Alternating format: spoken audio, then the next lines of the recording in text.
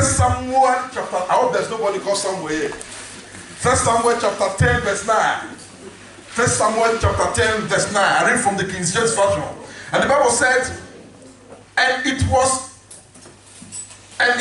so that when he had turned his back to go, when Saul had turned his back to go, turned his back from Samuel to go, God gave him another heart.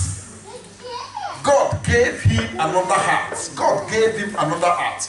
And all these signs came to pass. It was so when he had turned his back to go from Samuel, God gave him another heart. In my Bible, God gave him another heart. It's underlined. And all these signs came to pass that day. And I'm preaching on this afternoon. Father, give me another heart. Amen. Just say to yourself, Father, give me another heart. Amen. Father, give me another heart. Amen. Jesus, give me another heart. Holy Ghost, give me another heart. A heart that will hate sin. A heart that will hate rebelliousness. A heart that will disobey. A heart that will follow you, O God. In the name of Jesus Christ, give me another heart. That is what I'm preaching on this afternoon. We all have a common prayer point, or a common prayer point, prayer that everybody is praying these days, this generation, is that Lord, change my husband. Lord, change my wife. Lord, change my finance. Lord, change my heads. Even churches are praying that prayer. Lord, change our ministry. Even countries are praying that prayer. Lord, change our country. I remember one nation, one particular nation, when the president now, when he was campaigning, his tone or his logo was changed. You know, we all need change. We all want change. Christians are praying for change. Believers are asking and believing God for change. Even sinners are praying and asking God for change. Lord, I want to stop this thing. I want to stop internet fraud. Lord, I want to stop smoking. Lord, I want to stop fornication. I want to serve you, Lord. But because of this thing, Lord, just help me. I don't know if you have been that kind of solution. And say, Lord, just help me. Just this, because of this thing is what is preventing me from serving God. We are all praying for change. We are all asking God for change. But the best change, there's no change without a change from the heart.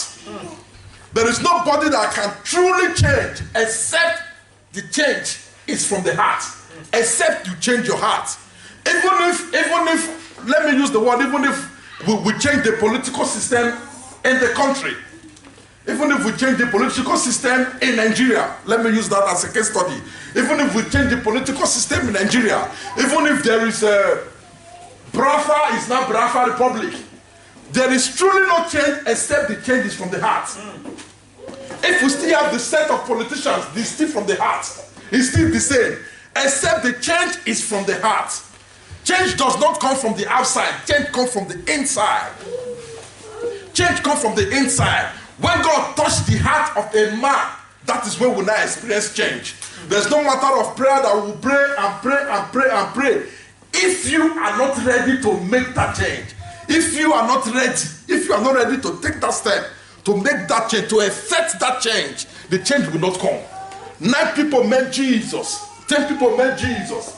And Jesus, 10 lepers, the Bible said 10 lepers met Jesus. And Jesus healed them. But only one returned back to the master to say thank you. Which means only one accept the healing.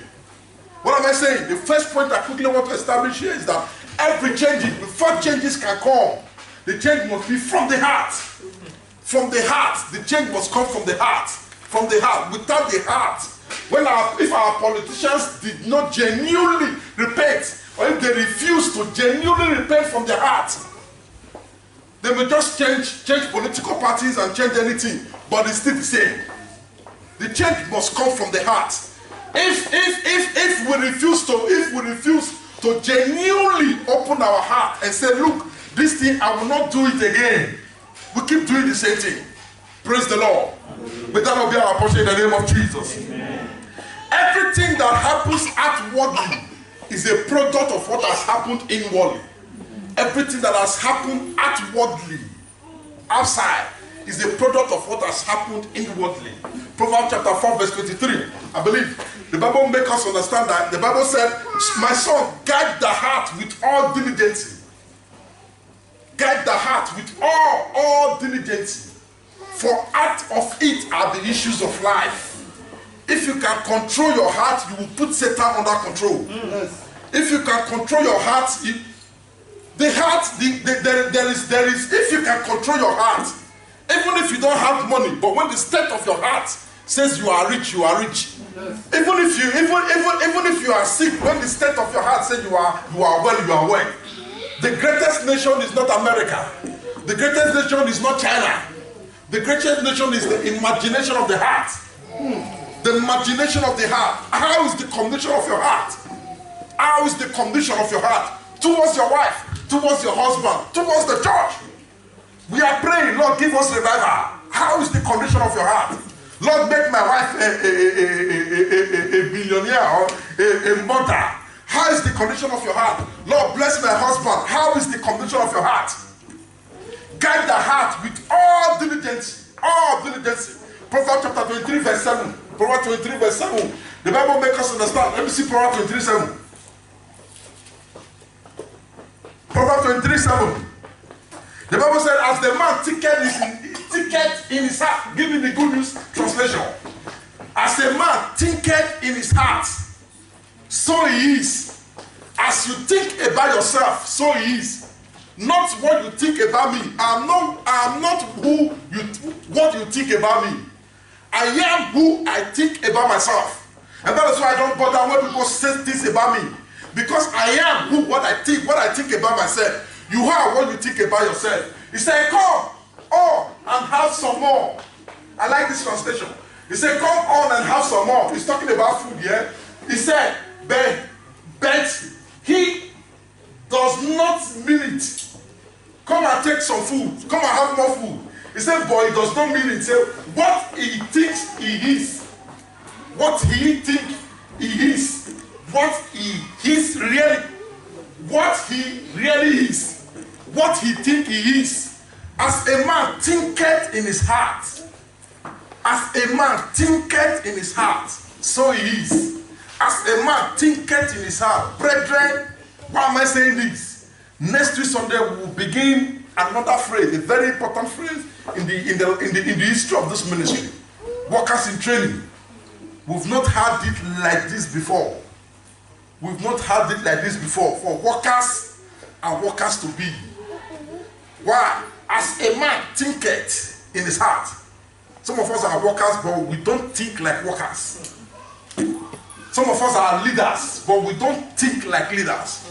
Brethren, to be a leader, you must have the heart of a leader. To be a husband, you must have the heart of a husband. To be a wife, to be a mother, you must have the heart of a mother. The harlot that slept on the baby.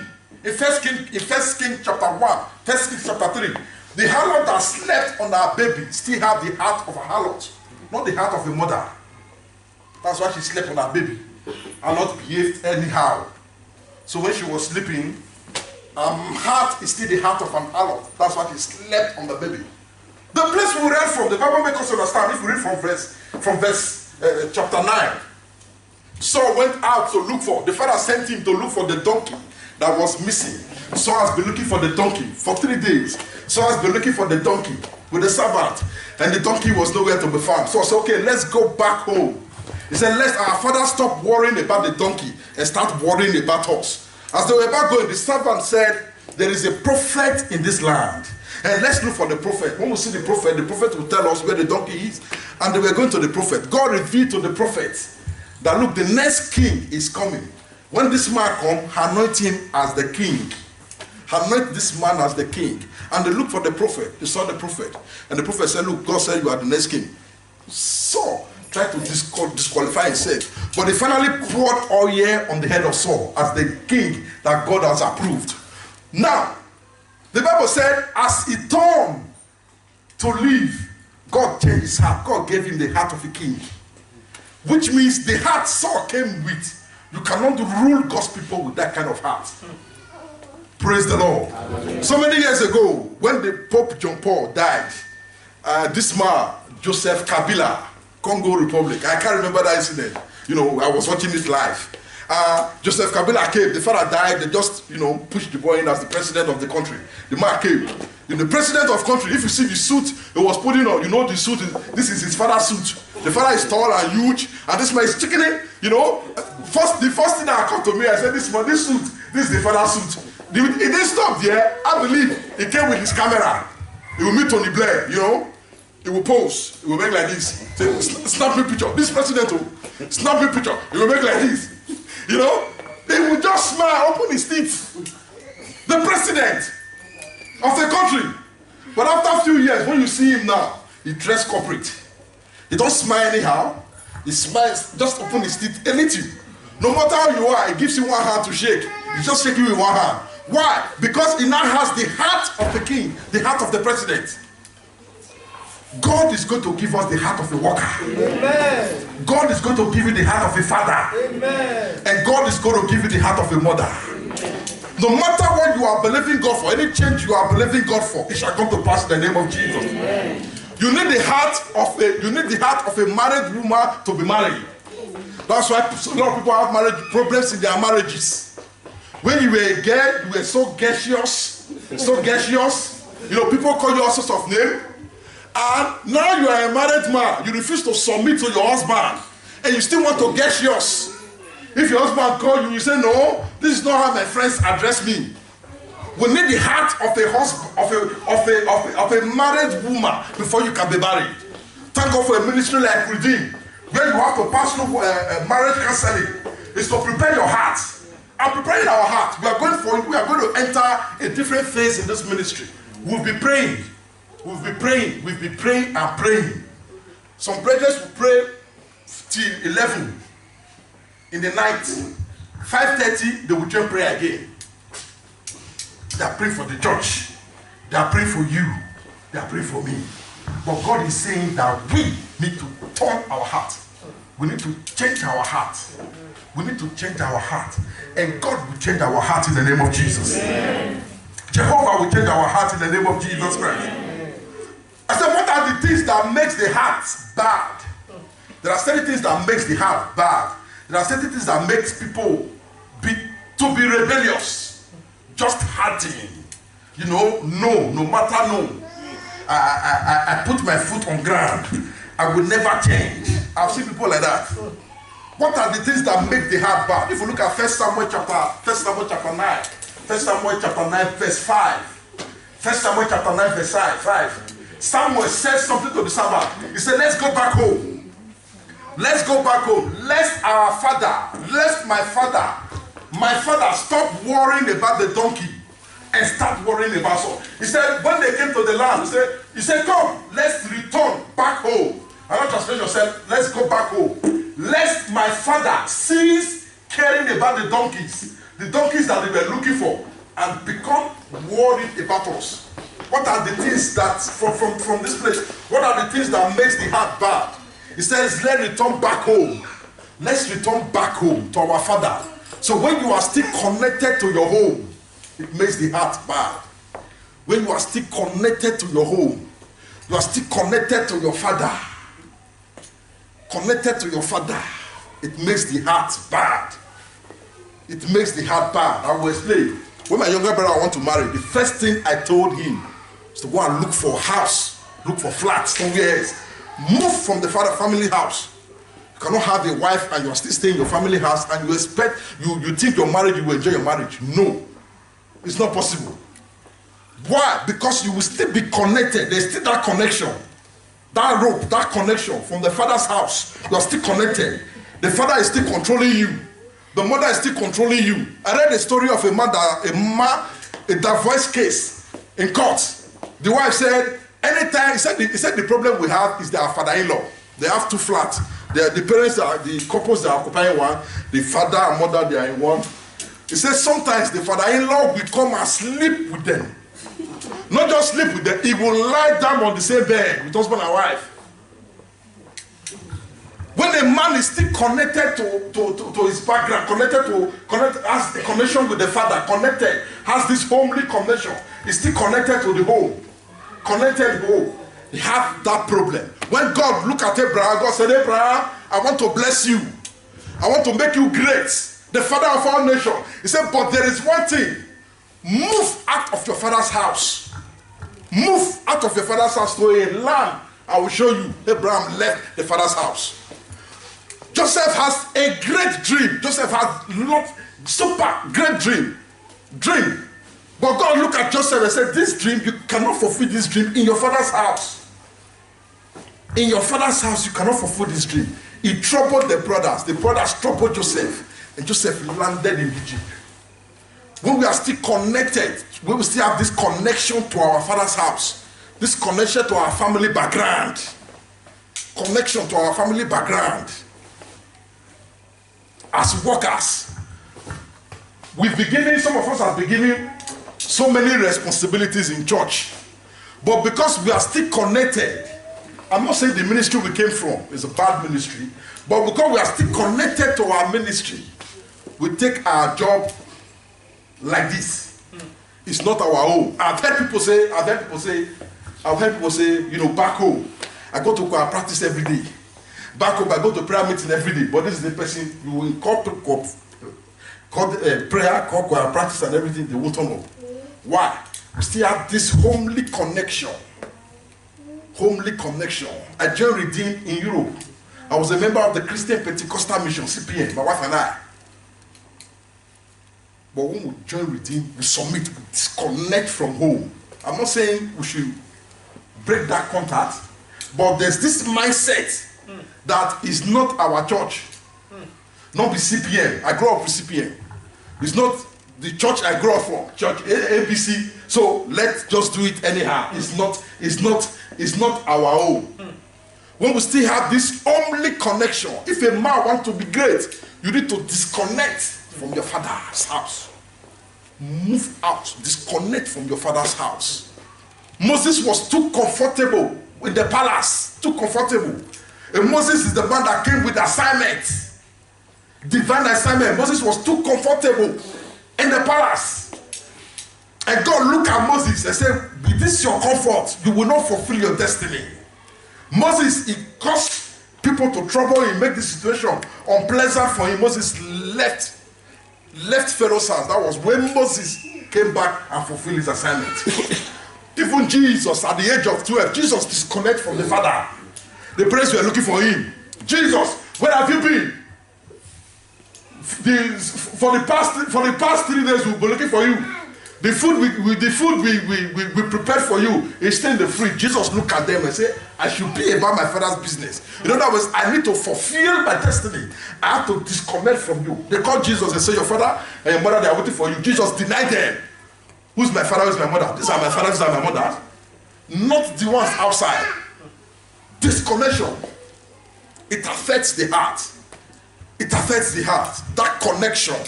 We still have that connection with our background. Our background, we still have that connection. When we still have that mindset that wives are slaves. That's what my people say. Women are slaves. You use them like slaves. If we still have that mindset, it affects marriages. The need to disconnect from our father's house. I'm not saying we should not call our father. I'm not saying we should not call our mother. But there's the need to disconnect from our roots. Disconnect from your place of birth where you grow up. As a minister of God, anywhere you... I went to Italy one time. On Sunday, you know, when Pastor Abesa was here. And I fellowship with the one ministry. On Sunday I asked, where did you start? On Saturday, they showed me one ministry. On Sunday I went there. I fellowship with them. On Monday they had prayer meeting. I was there also. And the way they prayed their prayer was that everybody should, I can't remember, everybody should lead for about 30 minutes or thereabout. Prayer point. Just prayer. I didn't know. We got there and I took prayer point. Pray. Till date, I still have connection with those brothers. Anytime I go to Italy, if I see them, they still wave me. The pastor still called me. What am I saying? As a minister, anywhere you go to, you are a minister. As a child of God, anywhere you go to, you are a child of God. Some of us have been ordained to lead people as ministers. I've listened to preachers here.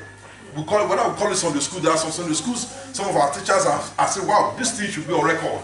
This one is not just Sunday school. It's more than teaching. It's more than Sunday school. But because we are still connected to our roots, live them for them. Live them. Not be our church. Not be, I'm from church AYZ. This is not church AYZ. No, sir. God will give you a new heart. Amen. Jehovah will give you a new heart. Amen. We need a new heart. We need a new heart. Say to yourself, I need a new heart. I need a new heart. I need a new heart. If God bless a man, when God bless a man, for that man to enjoy that blessing, God need to change the heart.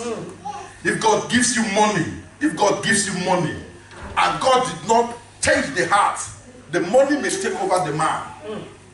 But when God changes the heart, the man will control the money. When God gives you, I hear people give excuses because of blessing that God has blessed you with. The blessing is not hindering you from serving God. We don't pray anymore because I have 2 jobs. We don't pray anymore because I have 4 kids. I went to Bible. We went to Bible college. My wife and I. My children, they attended the Bible college with us. 4 of them. We will settle them there. As the teacher is teaching you, one will wrong. Mommy, I want to poo-poo in the class. Anytime we attend pastor's meeting, we carry them along. If we are going for all-night prayer meeting, we arrange blankets inside the car. Blankets. When we get there, we look for position. One of us say, pastors, come forward. They say, Kuda, my children are here. We will arrange blankets and settle them. Mama. The blessings that God has given you should not stop you from serving God. Should not stop you. The blessings of God, He maketh riches. It does not make a man to backslide. It does not make a man to backslide. I need a new heart. Amen. I need a new heart.